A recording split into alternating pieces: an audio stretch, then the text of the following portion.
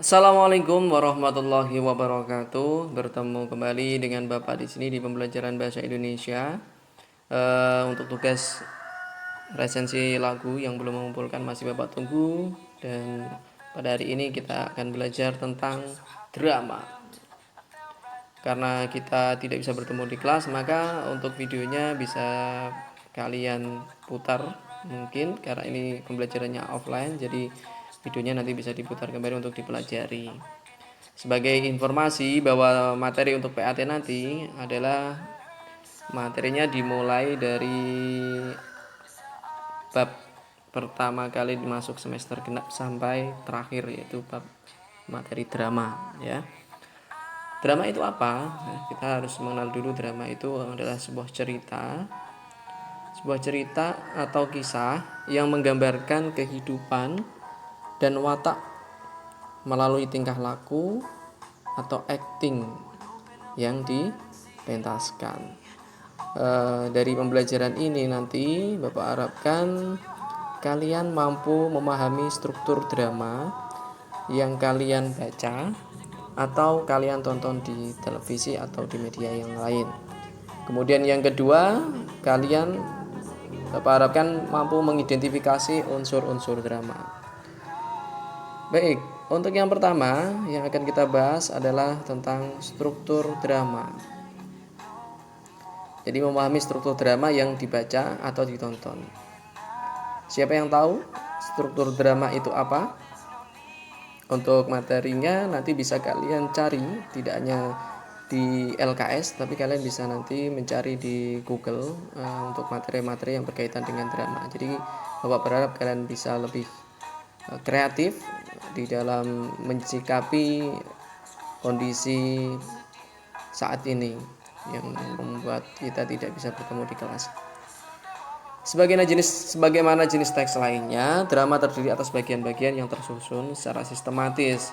Jadi susunan bagian-bagian drama tersebut sebenarnya merupakan salah satu unsur drama pula, yakni yang biasa disebut dengan alur. Ya, dulu pernah Bapak singgung bahwa alur itu sendiri kan ada alur maju, alur mundur, kemudian dan alur campuran. Nah, untuk yang pertama strukturnya yaitu adalah prolog. Prolog itu apa? Prolog adalah kata-kata pembuka atau pengantar ataupun bagian latar belakang cerita, dan biasanya disampaikan oleh dalang atau narator. Jadi kalau kalian pernah menonton opera Van Java, biasanya Parto itu selalu menyampaikan ini di awal cerita ya. Itu yang disebut prolog. Kemudian yang kedua, epilog. Epilog adalah kata-kata penutup yang berisi simpulan ataupun amanat tentang isi keseluruhan dialog. Nah, bagian ini pun biasanya disampaikan oleh dalang atau narator. Nah, setelah cerita berakhir biasanya disampaikan cerita itu berakhir seperti apa, apakah happy ending atau sad ending. Untuk struktur yang berikutnya yaitu adalah orientasi.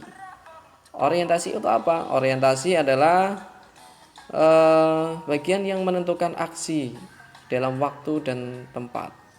Misalnya di bagian ini terdapat kegiatan memperkenalkan para tokoh, menyatakan situasi suatu cerita, mengajukan konflik yang akan dikembangkan dalam bagian utama cerita tersebut, dan ada kalanya membayangkan resolusi yang akan dibuat dalam cerita tersebut. Kemudian bagian yang kedua adalah bagian komplikasi atau bagian tengah cerita yang mengembangkan konflik. Jadi di dalam bagian komplikasi ini adalah bagian di mana munculnya sebuah konflik. Di situ kita akan menemukan rintangan-rintangan, dan kemudian mungkin ada permasalahan tentang kesalahpahaman dan berbagai permasalahan yang sering muncul. Kemudian di bagian yang ketiga atau bagian terakhir yaitu ada resolusi. Resolusi atau denouement. Nah, biasanya titik batas yang memisahkan antara komplikasi dan resolusi. Nah, biasanya disebut dengan klimaks. Pada bagian klimaks itulah terjadi perubahan penting mengenai nasib sang tokoh.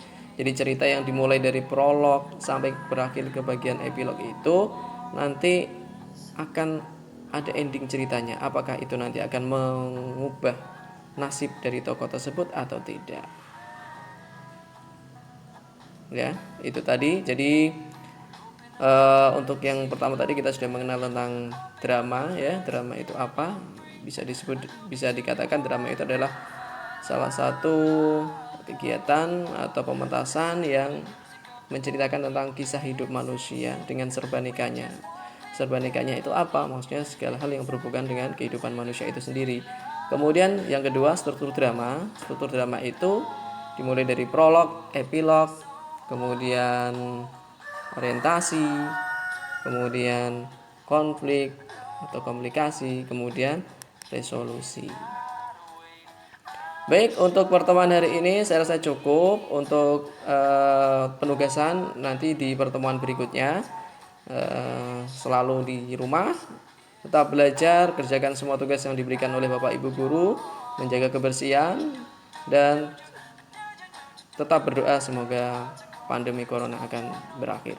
Terima kasih. Saya akhiri. Assalamualaikum warahmatullahi wabarakatuh.